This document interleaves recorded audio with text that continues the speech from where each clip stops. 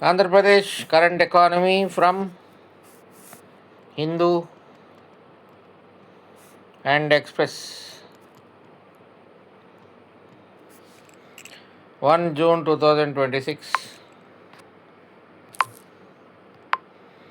Then a Telegram group, public Telegram group, link in description. This is my India and AP economy course group, polity course group, AP history course group. అంటే personal guidance ఉంటుంది ఇందులో.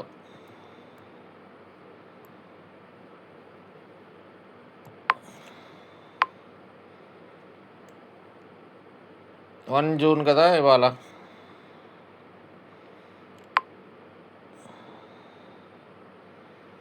Okay.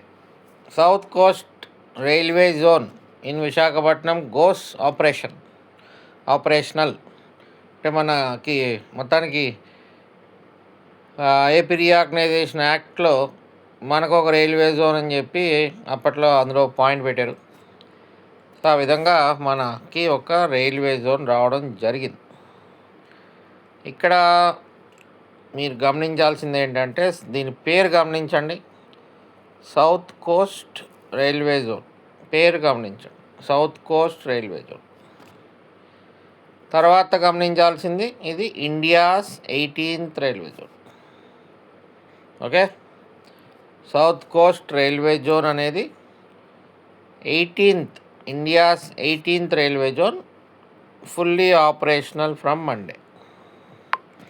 దానికి Monday నుంచి start అయింది, అంటే June 1 నుంచి. ఈ సౌత్ కోస్ట్ రైల్వే జోన్కి 4 డివిజన్స్ ఉంటాయి: Visakhapatnam, Vijayawada, Guntakal and Guntur. South Coast railway జోన్కి 4 డివిజన్స్. అంతే మనం నేర్చుకోవాల్సింది. తర్వాత మనకి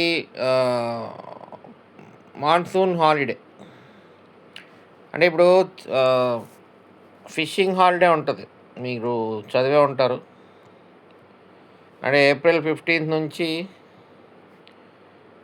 June 15th వరకు ఫిషర్మెన్ని బోట్స్ అలౌ చేయరనమాట సముద్రంలోకి.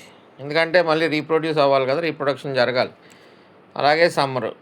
సో ఈ 2 months లోపలికి అలౌ చేయరు, వెళ్ళరు కూడా. బికాజ్ ఫిషర్మెన్ ఆల్సో నో, ఎందుకంటే అవి సస్టైనబుల్ కదా. మళ్ళీ అప్పుడు రీప్రొడక్షన్ జరిగి అవి పెద్దయ్యి మళ్ళీ మార్కెట్ ఉంటుంది. వీటికి కూడా టైం ఇవ్వలేదనుకోండి, ఇంకేం ఉండవు, ఇంకా సముద్రంలో ఏం మిగలవు. సో అలాగే monsoon holiday for sand collection.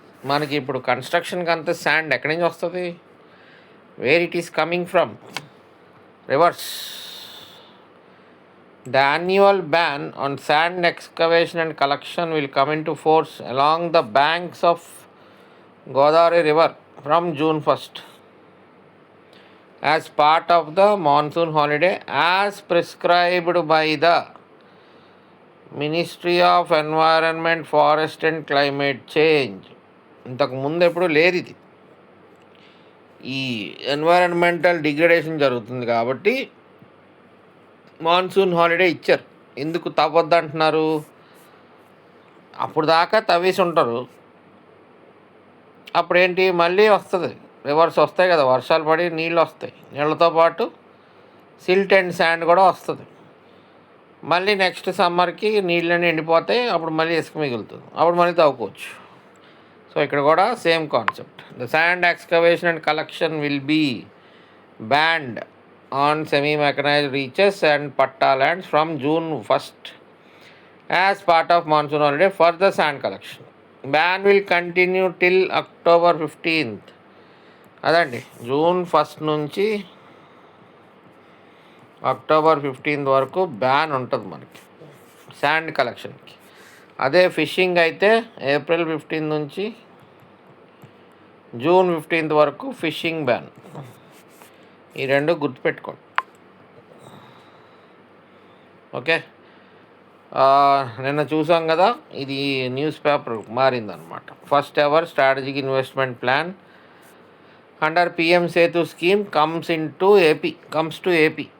మన ఆంధ్రప్రదేశ్కి మొట్టమొదటిగా first state national steering committee approved the first strategic investment plan under the PM Setu scheme. PM Setu అంటే ప్రధానమంత్రి skilling and employability transformation through upgraded ITIs. ఈ మొత్తానికి మన విశాఖపట్నం ఐటీ క్లస్టర్కి మొట్టమొదటి అప్రూవల్ ఇవ్వడం జరిగింది. దేనికి ఇచ్చారు proposal?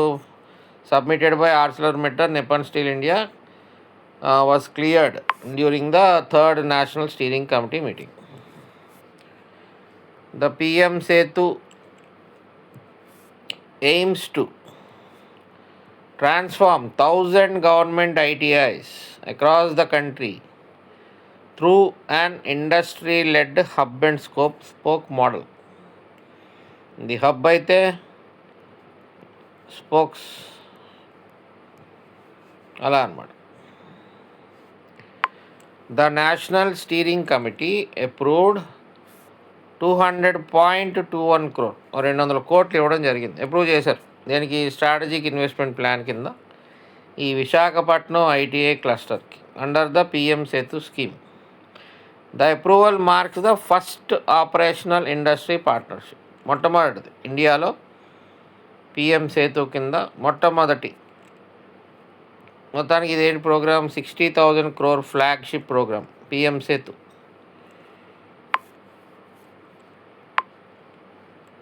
Initiative across the nation, establishing Andhra Pradesh as the first state to onboard an anchor industry partner. The PM Setu scheme aims to transform 1,000 government ITIs across the country through an industry-led hub and spoke model.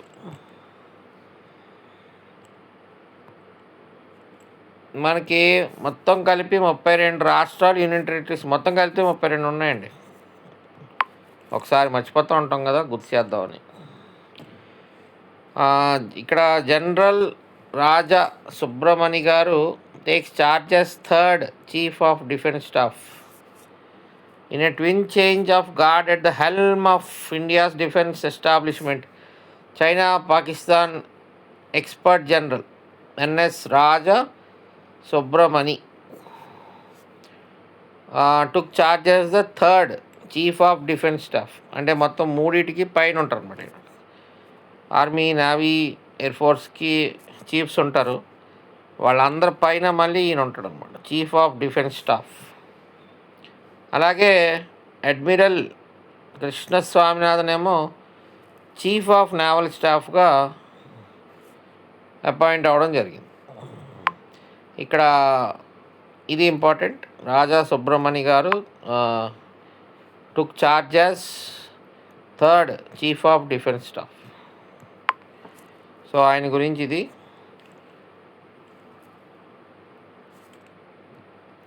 General Subramani garu take charges third chief of defence staff.